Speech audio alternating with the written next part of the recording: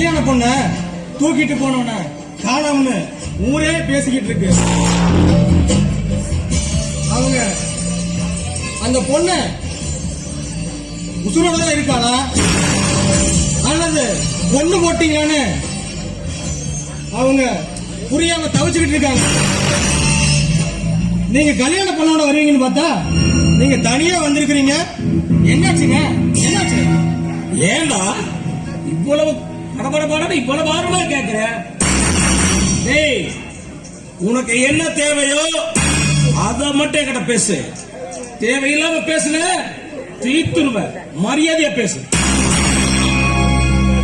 ரமேஷ், அண்ணனை ஏண்டா கடுப்பேத்துற?